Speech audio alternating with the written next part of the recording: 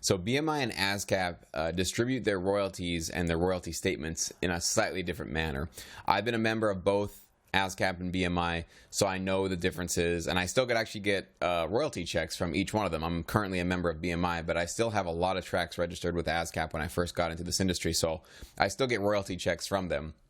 And by the way, you can only be a member of one as a rider at one time. So you can't be a rider, you can't have a rider account with ASCAP and a rider account with BMI simultaneously. That cannot happen. You're not allowed to do that. But you can have publishing companies simultaneously. You can have one publishing company with ASCAP and a different publishing company with BMI, and they can be both associated with you. That's no problem. But as a rider, you got to choose one or the other.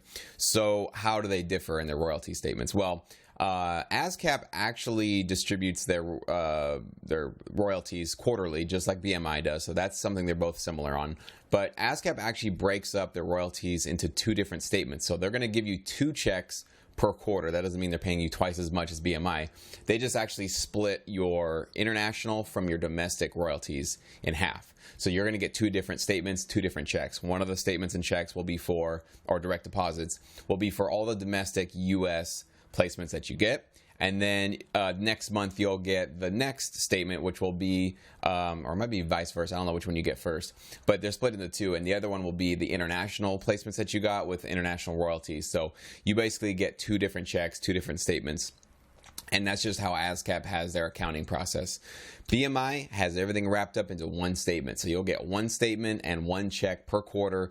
And on that statement, it'll actually show you, here's all your domestic placements, here's all the U.S. stuff, and then here's all the international placements and royalties that you got. If you guys remember from a video I did a couple months ago for my last royalty check I got, I kind of showed you how when you get your international statements, and this applies both with ASCAP and BMI, you're not going to find out the specific TV show or how long it was played or all the little metadata that you get from U.S. placements.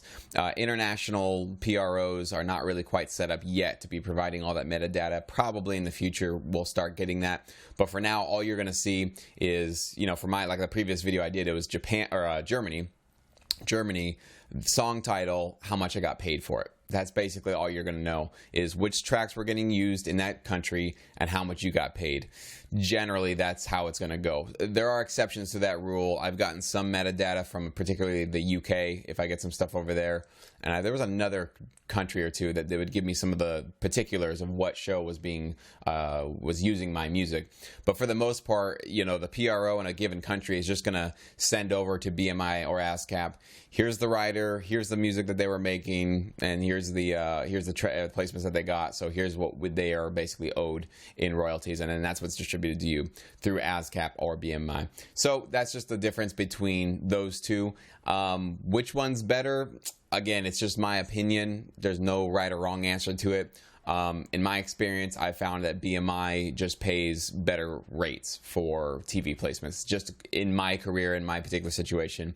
And according to some of my other contacts in this business, it's just the way that I've gone. But I've also heard from similar, you know, people who are in this industry as well, that they've seen great things and they love their ASCAP membership and they're seeing great, awesome royalties with that, and they're totally happy. So it's not sort of like you got to do this or do that. One of them is going to be scamming you or ripping you off. It's nothing like that. I'm just sharing with you guys my truth and my reality for how I've succeeded in this industry and how I've been able to do this full time.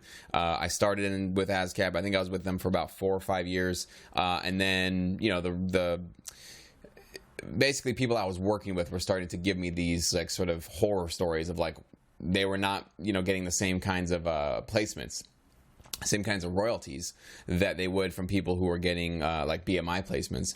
And I saw it happen myself, where I would be co-writing with another writer and my royalty checks were a lot lower than theirs, even though we had the same song that we had co-written or we both had maybe a share of.